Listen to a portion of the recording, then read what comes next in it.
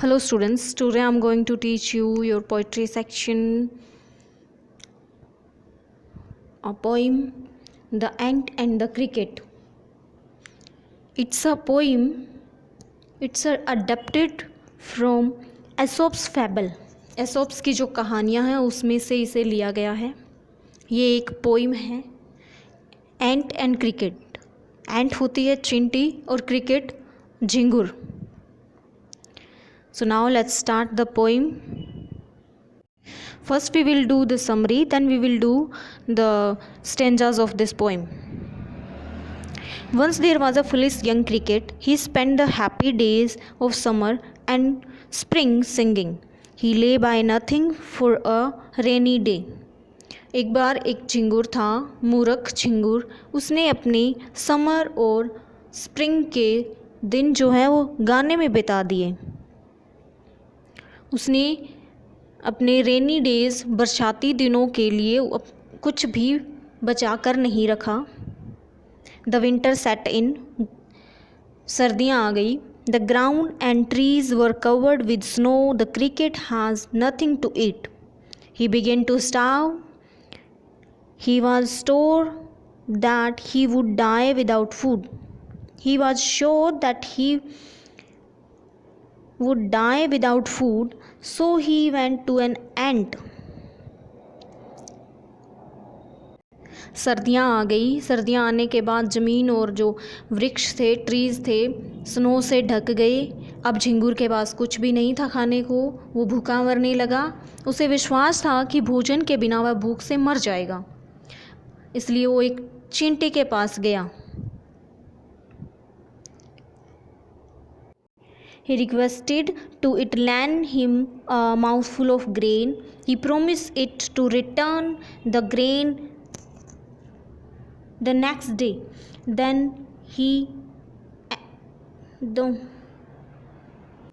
so he went to an ant. एक चींटी के पास गया वो. He requested it to lend him a mouthful of grain. He promised it to return the grain the next day. The wise ant told him that the ant neither borrow nor lend. जब वो भूख से मरने लगा तो वो एक चींटे के पास गया और उसने उससे रिक्वेस्ट की कि उसे मुट्ठी भर अनाज दे दिया जाए. उसने प्रोमिस किया कि उसको वो नेक्स्ट डे रिटर्न कर देगा, वापस कर देगा. The wise ant told him.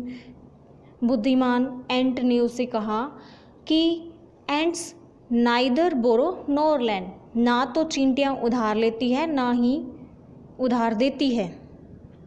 Then the ant asked him if he had laid by nothing for the winter.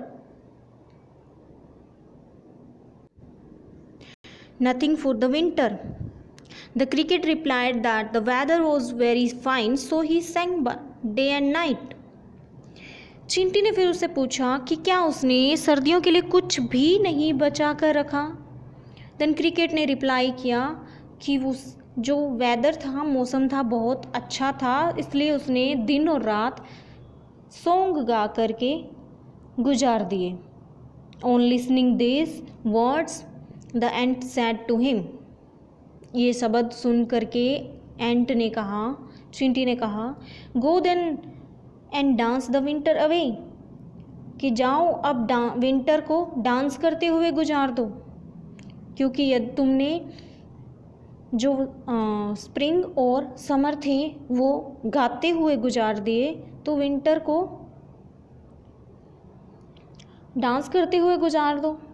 Saying that it hastily opened its door and returned the idle cricket out of its house. ये शब्द कह के उसने अपने घर से उसको धक्का मार के बाहर कर दिया, क्रिकेट को. Now it's a fable, the moral is good. अब हम इस कहानी से क्या सीखते हैं. ये तो सिर्फ एक कहानी थी, लेकिन इसका जो मोरल है, ये जो शिक्षा देती है बहुत ही अच्छी है. वो शिक्षा क्या है. If you live without work, you must live without food. अगर आप बिना काम करके रहना चाहते हैं तो आपको बिना खाने के रहना होगा. Now the stanza A silly young cricket accustomed to sing through the warm sunny months of gay summer and spring began to complain when he found that at home his cupboard was empty and winter was come. Not a crumb to be found on the snow-covered ground, not a flower could he see, not a leaf on a tree. Oh, what will become, says the cricket, of me? जो सिली young cricket मूर्ख चिंगूर था, गाने का शौकीन था, उसने अपने spring and summer खुशी खुशी गाते हुए गुजार दिए। अब वो कंप्लेन करने लगा और उसने पाया कि घर पे कुछ नहीं बचा। हिज कपबोर्ड वॉज एम्प्टी, उसका जो कपबोर्ड था वो एम्प्टी था, उसमें एक अनाज का दाना भी नहीं था। और winters has come, winter was come, सर्दियाँ आ चुकी थी। नोट ए क्रम टू बी फाउंड, एक भी टुकड़ा खाने को नहीं बचा था घर में। Not on the snow covered ground, not a flower could he see, not a leaf on a tree. जब विंटर्स आ गए, सर्दियाँ आ गई, स्नो से सब कुछ ज़मीन ग्राउंड ढक गया, तो वहाँ पर एक भी फ्लोर नहीं था, फूल नहीं था और ना ही एक भी पत्ता ट्री पर बचा था।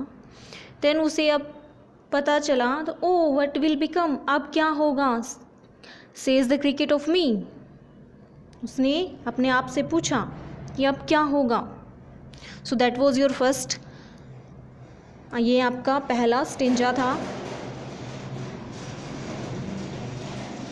ये आपका पहला स्टेंजा था।